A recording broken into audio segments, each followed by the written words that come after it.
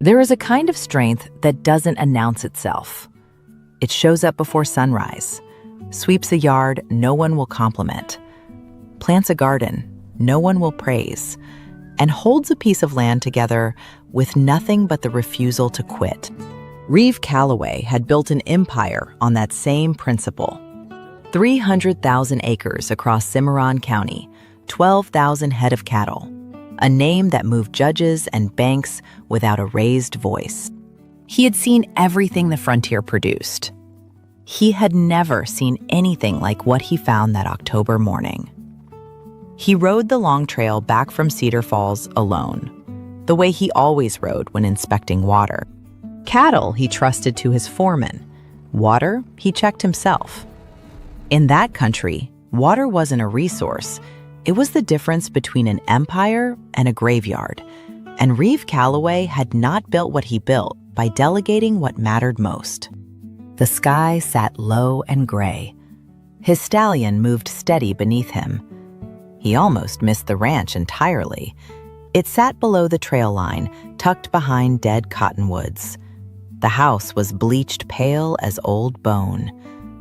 The south fence was gone. The porch rail had caved. Boards were missing from the barn wall. But the yard was swept clean. That morning clean, a thin line of dust still hanging in the still air, like proof of someone who had risen before the cold and done the work anyway. Reeve stopped. Then he saw the garden. Along the eastern wall, someone had worked a strip of hard October ground into neat rows, planted with the quiet defiance of a person who intended to still be here come spring. He dismounted and told himself it was to check the well boundary. He knew that was a lie before he finished thinking it. The front door stood open. Inside, a woman lay asleep in a chair beside a cold hearth. Boots on, sleeves rolled, a worn ledger book open across her knee, as if she had paused mid-accounting and her body had made a different decision without her permission. He stood at the threshold and did not move. He looked at the swept yard, the stubborn garden, the open door, and something in him went very quiet. Her name was on the deed framed above the cold fireplace. Vance Homestead. Registered 1869. Cimarron County, Kansas Territory. Faded paper in a cracked frame. Not decoration. Proof. She woke before he finished reading. No gasp, no scramble. Her eyes opened and found him with the flat precision of someone who had trained part of themselves to stay awake even in sleep. You're on private property. Not afraid, not angry, stating a fact. I am, Reeve said, staying in the doorway. Door was open. She closed the ledger in one motion and stood. She was perhaps 35, with the posture of someone who had spent years compensating for weight missing from the other side of things. Not broken by it, just permanently recalibrated. Nora Vance. Names were fair exchange. Running cattle? Sold the herd to keep the land. Last 2 seasons were dry. No apology in it, no invitation for sympathy, just the arithmetic of survival stated plainly. He understood. The drought years of the mid-1870s had forced small ranchers across southern Kansas into an impossible calculation: sell the livestock to hold the deed, or hold the animals and lose the land entirely. The Homestead Act of 1862 had promised free land to anyone willing to work 5 years. It had not promised rain. How long alone? Maintaining it, she said, correcting the assumption before he finished the question. Running required resources. Maintaining required only will. He looked at the collapsed fence, the garden rows, the swept yard. South fence is down, he said. I'm going to look at it. She hadn't asked him to. He went anyway. 3 sections gone, 2 more failing. The original work had been solid. Good post depth, correct wire gauge. Time had done what neglect finishes. Before 1874, a broken fence was inconvenience. Then, Joseph Glidden patented barbed wire, and the open range began its slow death. Fencing became survival. A gap in your line wasn't just a gap. It was an invitation for boundary disputes, drifting herds, and the particular kind of neighbor who arrived with a surveyor and a lawyer to clarify things in his favor. Nora Vance's fence was not a small problem. When he returned, she was hoeing between garden rows with the focused economy of someone rationing energy across a long day. Her hands were raw at the knuckles, the kind of rawness that builds over weeks, not days. 3 sections gone, he said. Any stock you bring in this spring drifts onto Cooper's pasture inside a week. She already knew. She kept hoeing. What would it take to fix it? Pricing a problem, not asking for rescue. 6 days, 2 men, $40 in materials. She didn't answer. $40 was not a number she had. I'm not offering to pay for it, he said. I'm offering to send the crew. In exchange for something. Hear me out first, then decide. They sat on the porch. He laid it out clean. Winter lease on the East Creek water rights. 8 weeks of cattle movement for 3 years. Fair market rate plus the fence crew, plus a barn roof repair before freeze. Why not just buy the parcel? She asked. That's what men with your name do. Because it's not for sale. How do you know I don't want to sell? He looked through the open door at the deed on the wall. Because you hung the title where you could see it every morning. Something shifted in her expression. Not warmth, but recognition. The look of someone accurately read who is deciding whether that's a comfort or a danger. In writing, she said, with a termination clause if your cattle damage the creek bank. He pulled a notebook from his coat and wrote the clause on his knee, right there on the porch. She read it twice, then a third time. Then she nodded. The fence crew arrived at first light. 4 men, loaded wagon, a full week of materials. Nora was already outside. She pulled a post hole digger from the wagon bed and carried it to the south line without a word. The foreman, Aldous, looked at her once and nodded with the quiet respect working people extend to other working people when no explanation is required. She worked the line with them all morning. By midday, her shoulders ached in a way that reached bone, but she reset her grip and kept moving. A section she'd calculated for 6 posts needed 7. The ground had shifted more than she'd measured. She pulled the extra post herself and didn't mention the error. Reeve arrived the second afternoon with a signed lease, notarized, 2 copies. She read it standing in the field, 1 boot propped on a newly set post. You added a drainage clause, she said. He had. Cattle traffic on a creek crossing without drainage management degrades the bank in 2 seasons, something she hadn't thought to ask for. It protects you, he said simply. That evening, Aldous told her what Calloway had said before the crew left his ranch. She'll know more about what that place needs than you do. Listen when she speaks. Nora held that information quietly, turning it over the way she turned everything. He hadn't sent a crew to work on her ranch. He'd sent them to work with her. That night, she stood in the repaired barn with a lantern, checking every rafter and joint. Fresh pine and old hay, warm light on new walls. 3 months ago, her only promise to herself had been, survive the winter, keep the deed, face spring with her name still on the land. She blew out the lantern and walked back through the cold dark. 1 breath, deep and slow, rising pale against the night. Then she went inside and loaded her father's Colt Navy revolver and set it on the ledger where she could reach it. Some promises required more than will to keep. November arrived hard. The first freeze locked the ground overnight. Nora was banking the garlic rows in straw when she heard a horse in the yard, a showy roan with silver-trimmed tack that had no business in working country. The man dismounted without being invited. "Gerald Pell, Land Acquisition, Wichita. I've been authorized to make you a serious offer." Nora set down her straw fork. "I've heard of Pell. Good news travels." The news I heard wasn't good. Pell worked the space just inside the law. Not a forger, not violent on the surface, but precise about finding ranchers at their lowest and presenting terms that looked fair until the details consumed them.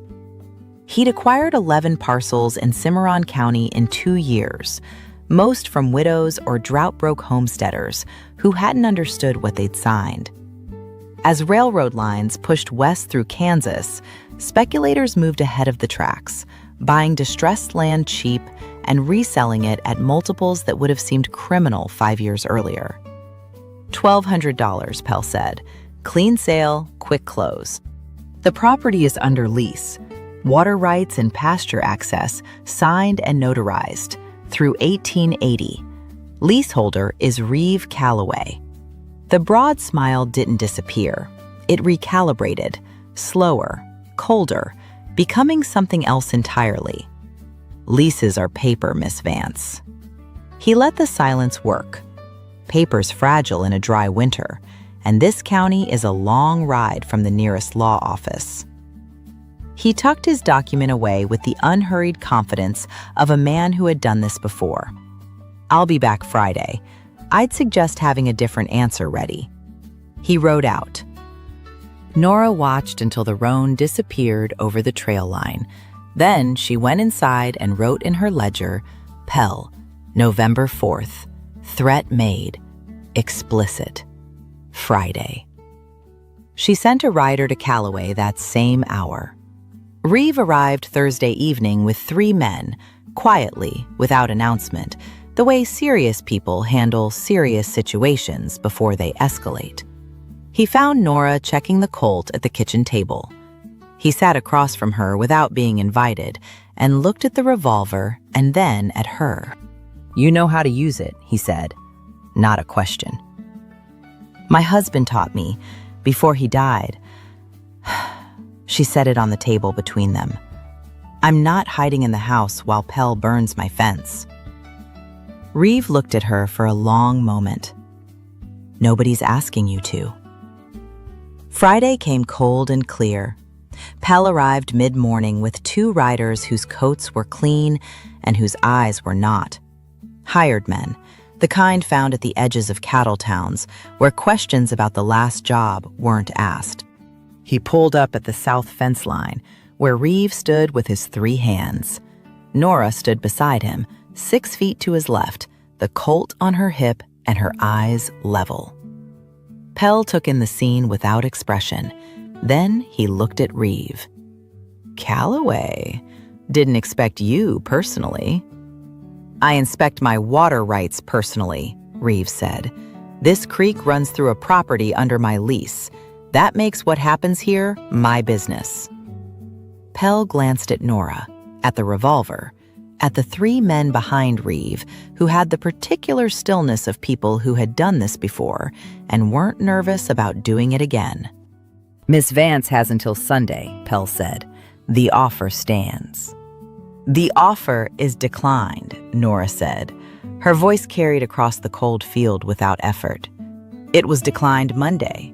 It was declined when you threatened me. It's declined now.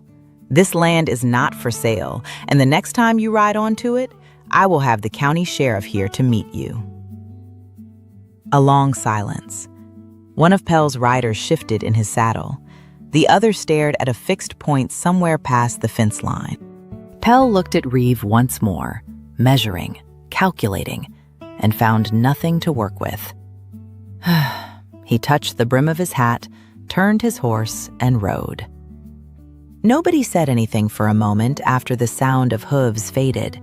Then Aldous, standing behind Reeve's left shoulder, said quietly, "That's the first time I've seen Pell leave without the paperwork." Reeve glanced at Nora. She was already walking back toward the house. Word traveled fast in that county. By the following week, 3 ranchers had ridden to the Vance place specifically to ask what had happened at the south fence line. A land broker turning away from a signed confrontation was not a common occurrence, and people who live close to the ground noticed uncommon occurrences. Samuel Darrington, the county land recorder in Cedar Falls, stopped Reeve outside his office 2 weeks later. "Heard Pell left the Vance property empty-handed," Samuel said. "He did." Samuel shook his head slowly. "You know what you did. Leasing from a broke widow with a failing fence? Every speculator in the territory is going to think twice before approaching a property with your name on the paperwork." "That's the intention," Reeve said. Samuel looked at him over his spectacles. "Most men in your position would have just bought the parcel." "Most men would have," Reeve said. "She didn't want to sell." Samuel was quiet for a moment. Then, "In 30 years of recording deeds in this county, I don't think I've seen that once." He looked down at his ledger. "A rich man who takes no for an answer from a woman with nothing." He said it plainly, without ceremony, but it landed the way plain things do when they're true. Reeve rode back to the Vance ranch that afternoon and told Nora what Samuel had said. She listened with the ledger open in her lap. "He's right," she said. "That is unbelievable." She said it without irony, with the same directness she applied to everything. "Thank you, Reeve." It was the first time she had used his given name. He didn't make anything of it, but he noticed. December settled in hard. The creek froze edge inward, slow gray plates building toward the dark center current. Reeve's cattle crossed twice a week. Nora monitored the crossings as the lease required: water level, ice conditions, bank compression, and sent weekly reports to Cedar Falls. He replied with brief, precise notes that added context to what she was tracking. It was a correspondence of facts that was, without either of them naming it, something else entirely. He arrived in person the 3rd Thursday, ostensibly to check the crossing before the heaviest cattle movement of the season. He found her crouching at the bank, examining a section of compressed soil. "Needs a branch and rock deflector here and 3 yards upstream," she said, without looking up. "Slows the approach, distributes the weight." He crouched beside her. She was right. The technique was used by experienced ranchers across the territory to protect high-traffic stream crossings, practical knowledge that lived in people rather than books. They stood. Neither moved away with the hurry of someone who found the proximity uncomfortable. "These reports," he said. "In 10 years, whoever works this land will know exactly how this crossing behaves. That knowledge usually dies with the person who holds it. You're making it survive." She looked at him. "You've been thinking about who works this land in 10 years." "I have," he said. The wind moved through the cottonwood stands. The cold was deep and honest, the kind that clarifies rather than confuses. "Miss Vance," he said, in the register he used to open a negotiation, but slower. "I'd like to discuss whether the arrangement between us might take a different form, something permanent." She held his gaze without looking away. "You're talking about more than the lease." "I am." She did not answer immediately. She never answered anything that deserved consideration with anything less than consideration. She answered him 3 days later, Tuesday morning, frost on the grass, no ceremony. She rode to his ranch, tied her horse at the gate, and walked to where he was working on the north pasture water tank. He saw her coming and waited. "I have conditions," she said. Something moved through his expression, quiet, warm. "The Vance deed stays registered separately. The 320 is mine. My name, my title." "Agreed." "I manage the East Range records. The ledger system stays intact." "I'd expect nothing less." "And I don't become an ornament. If I'm part of this operation, I'm part of it. He looked at her steadily. I told my fence crew you'd know more about that ranch than they would. I've known what I was looking at since October. The silence between them held more than words could carry. Then we're agreed, she said. He extended his hand. She shook it, firm and clean, the same as the first time. Not relief, not rescue. The steady confidence of someone who had read every clause and found the terms sound. Spring came the way it always had, slow, testing what the winter had left standing. The garlic pushed through the straw first. The fence line held true. The barn roof shed snowmelt without a gap. The creek bank showed none of the degradation that had threatened it in November, and on the first page of the new spring ledger, the heading had changed. Callaway Vance Ranch, Cimarron County, Spring 1878. Nora was turning the first garden row of the season when she heard Reeves' horse in the yard. She looked up with the easy recognition of someone who knew who was coming and found the sound welcome. He walked to the garden edge. Beans this year? Beans and squash, rotating off the rye ground. He nodded. Sound decision. They stood in the early spring light, two people who had built something carefully, condition by condition, repair by repair, not out of rescue, not out of sentiment, out of the recognition that some things work better together than apart. There is a kind of wealth that doesn't announce itself with silver-trimmed tack or Wichita ledgers. It announces itself in a swept yard at first light, in a fence line that holds through the first cattle push of spring, in the handwriting of two people who understood that the strongest agreements are built on respect, not need, not desperation, not fear of a man who arrives with a smile and a document and a threat about dry winters. Callaway Vance Ranch, 320 acres, registered jointly, permanent. That deed was not on the wall. It didn't need to be. Both of them knew exactly where it was.